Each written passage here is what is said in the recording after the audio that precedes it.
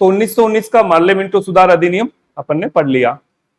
और अब 1911 में जो दिल्ली दरबार का आयोजन किया जाता है, ये दिल्ली दरबार 1911 में आयोजित किया गया दिल्ली में। और पहली बार, याद रहे आपको, ब्रिटेन के शासक जॉर्ज पंचम और महारानी मेरी इस दरबार में भाग लेते हैं। ब्रिटेन के शासक हैं जॉर्ज पंचम। और सबसे महत्वपूर्ण बात कि जितना भी ब्रिटिश काल रहा है, इस पूरे ब्रिटिश काल में जॉर्ज पंचम ही ऐसे व्यक्ति हैं जो राजा रहते हुए भारत में आए हैं। तो सबसे इंपॉर्टेंट सवाल यह भी आपका बनता है। तो मेरी आए, जॉर्ज पंचम आए, दिल्ली का दरबार घोषित हुआ।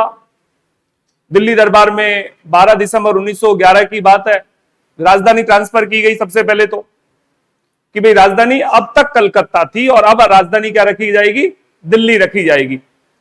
और एक विशेष बात, जो बंगाल विभाजन 1905 में हुआ, उस बंगाल विभाजन को भी क्या कर दिया गया, रद्द कर दिया गया कि अब बंगाल का विभाजन नहीं होगा।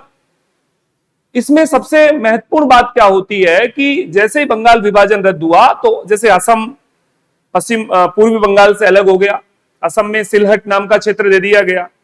उड़ीसा, इसको हमारे पश्चिम बंगाल यानी वर्तमान जो हमारा बंगाल है उससे अलग कर दिया गया।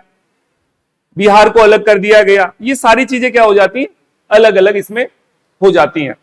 तो राजधानी परिवर्तन होता है 1911 में। दूसरी बात, अच्छा ये राजधानी परिवर्तन जो कब हुआ, 1 अप्रैल 1912, ये आपको ध्यान रखना है। 1 अप्रैल